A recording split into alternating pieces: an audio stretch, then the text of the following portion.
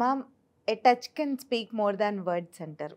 అమ్మ ఒళ్ళో పడుకున్నప్పుడు ఆ టచ్ కానివ్వండి, ఎవరైనా చేయి పట్టుకొని భరోసా ఇచ్చినప్పుడు కానివ్వండి, ఫోర్‌హెడ్ మీద ఒక కిస్, ఒక హగ్, నేనున్నాను అని భరోసాగా అనిపిస్తుంది. ఎన్నో భారం దిగిపోయినట్లు అనిపిస్తుంది. ఈ స్పర్శ అనేది ప్రతి ఒక్కళ్ళ లైఫ్‌లో ఎలా ఉంటే బావుంటుందంటారు? Physical touch Roopa wife and husband మధ్యలో definitely it is very much important. అది కూడా వార్మ్త్‌తో ఉండాలి. ఆ వార్మ్త్ ఏంటన్నది ఇచ్చే వాళ్ళకి, తీసుకునే వాళ్ళకి మధ్యలోనే they will understand.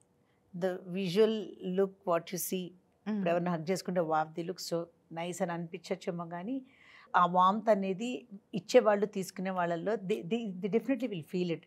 It's just not between wife and husband Roopa. ఇప్పుడు ఎవరైనా సరే like there is some appreciation you want to do to your some family member or any friend or anyone, వెళ్ళి ఆ ఇచ్చే హగ్లో ఆ వామ్త్, కొందరైతే కనుక అట్లీస్ట్ ఫ్యూ సెకండ్స్ పాటు they will just hug each other and not leave.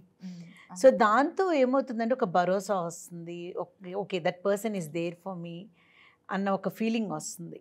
So at the same time కొన్ని రిలేషన్షిప్స్లో appreciation అనేది ఎక్స్పెక్ట్ చేయం. అంటే ఇప్పుడు ఆఫీస్లో ఎవరైనా బాగా పనిచేశారంటే ఓ యూ డిడ్ వెల్ అని చెప్పి అంటాం మనం.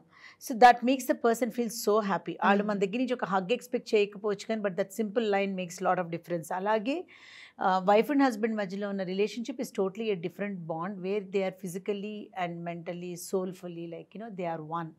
సో ఒక చిన్న appreciation in the form of, అది ఎక్కడ కిస్ చేస్తున్నారా అన్నది కాదు Roopa, like a sort of appreciation you did well అనో, లేకపోతే 10 మందిలో ఉన్నప్పుడు అందరూ అంత కంఫర్టబుల్గా వెళ్ళి హగ్ చేసుకునే ఇప్పుడు జనరేషన్ మారింది.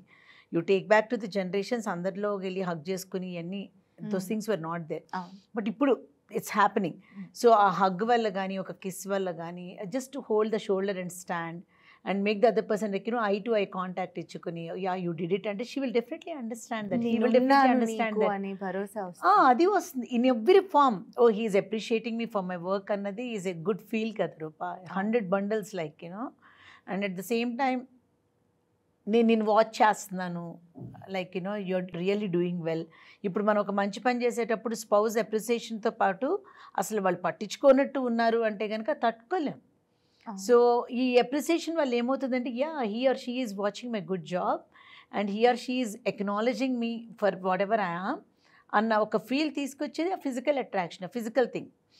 Physical in the sense like a hug or a kiss or holding the shoulder or just just ఒక చెయ్యిలా పట్టుకుని యా యూ మేడ్ ఇట్ అను సమ్ అప్రిసియేషన్ ఉంటే ఏమవుతుందంటే దట్స్ ఇట్స్ ఇమెన్స్ హ్యాపీనెస్.